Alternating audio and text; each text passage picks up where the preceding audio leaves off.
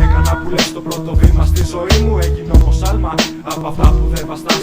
Πήρα μια βαλίτσα την ψυχή και το εμπιθρή μου, έγινα κι εγώ Έλληνας της διασποράς. Να μην σου πω όμως πράγματα που δεν μπορείς να νιώσεις, και πάμε στα επίκαιρα σ' αυτά που συζητάς. Στη χώρα που παράγει βαρεμάρα και τυπώσεις, στο 213 η νεολαία της φουστιάς. Μια νεολαία δίθεν στα προβλήματα πνιγμένη, τράβαγε το άνθος στα καημένα τα παιδιά.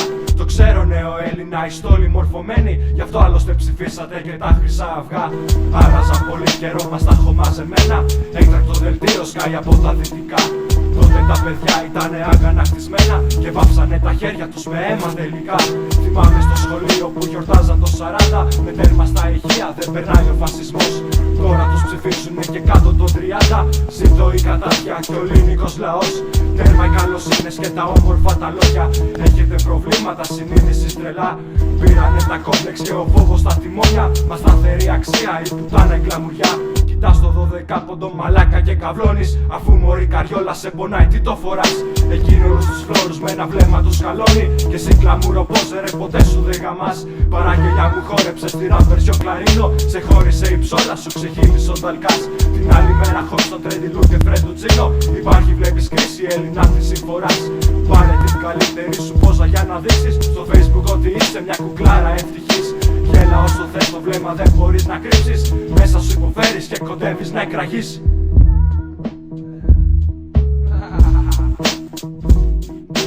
Τώρα η σειρά σου αγαπητέ συμμαθητή, εσένα που η μύτη σου έχει φτάσει κορυφή.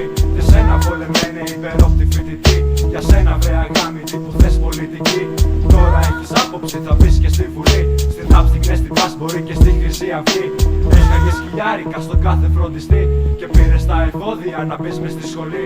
Μα δεν σου δώσα γνώσεις ρε χαμούρι σπουδαστή, αυτή είναι η διαφορά μας και θα είναι μια ζωή.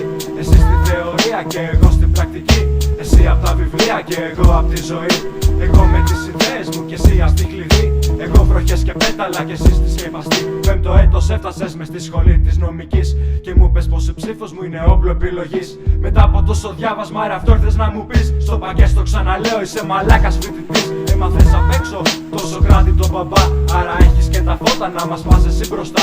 Δεν θέλω φασισμό, κομμουνισμό και τα λοιπά, θέλω ένα σύστημα να ζούμε όλοι αρμονικά. Αφού λοιπόν τα πράγματα θα αλλάξει η παιδεία, το όπλο μας είναι ένα, λέγεται τεχνολογία. Εκτροφία φοβισμένο νιάτων γίναν τα σχολεία, παζάρια γίναν οι σχολές, γαμώ την Βρυτανία. Αρρωστημένο νιάτο μου, τα πράγματα θα αλλάξεις και θα τα καταφέρεις όταν μπεις στις παρατάξεις. Θα έχεις όλα τα προνόμια στο χώρο της σχολής, θα έχεις κάργα σημειώσεις και βαθμό περιοπής. Θα σε ένας επαναστάτης, καυλωμένος μαχητής, και το βράδυ ένα μπουκάλι δωρεάν για να φτιαχτείς. Ή το κάνεις για τη φάση ή απλά να βολευτείς, ή στα αλήθεια είσαι βλάκας και δεν λες να το δεχτείς.